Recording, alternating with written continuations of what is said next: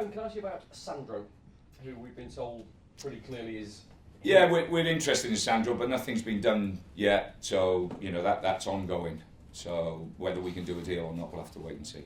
Let's talk about Saido again, shall we? Yeah, it'll be the last time. Yeah, it will be. It will be actually, won't it? Yeah, which is probably something of a relief for you, isn't it?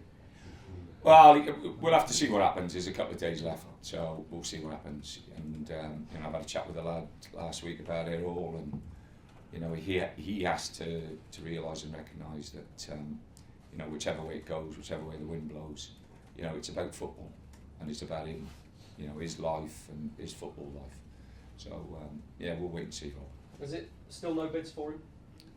No, like I say, I think all the stuff that goes on, all the speculation away from the football club, obviously generated by he says, she says, and all that stuff. When it comes to buying and selling, the chairman at this football club will always have the final say.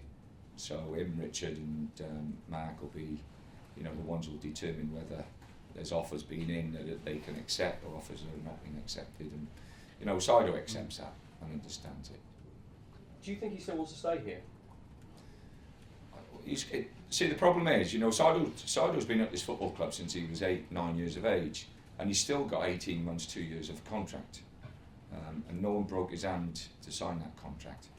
So he's got to respect that the club have looked after him and looked after him well, and that's part of what we talked about. And he understands. He understands. And what about other players? Is Sandro the last of it in terms of ins, or does that depend? No, we would like to bring a couple in. I've spoken to the chairman about it, and they're working hard. It's January is always a difficult window, and we're working hard. Obviously we're trying to get certain positions in to strengthen the squad, because with the injuries that we've got at the moment, we recognise we have to bring one or two in. Will you make some changes for this game? I'll pick a strong team again. Yeah, I'm not. I know it's a 3-game week. And everybody talks about this and that and everything else, but I think if they're well managed and well prepared, then they should be able to cope with 3 games in a week. What you've hinted at though is that maybe Rondon needs a rest. No, Solomon. If Solomon starts or if he comes off the bench or whatever, we'll try our best to protect him.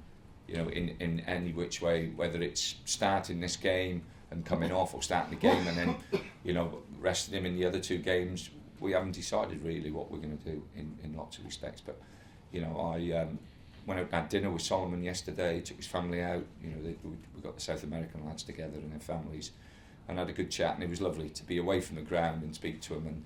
And this is his first winter in England, and he's had his family over for a long time. They've gone back. He's very, very close to his family. We had Jakob there, who speaks good English and could communicate a lot better to his family maybe than I can, because I talk too quickly, so they say. And they as Yak did, the first winter in England is a major shock to people who have come from a warmer climate. So but he's all right. He's in good spirits, and like I say, I think eventually he'll be a very, very good player for this club.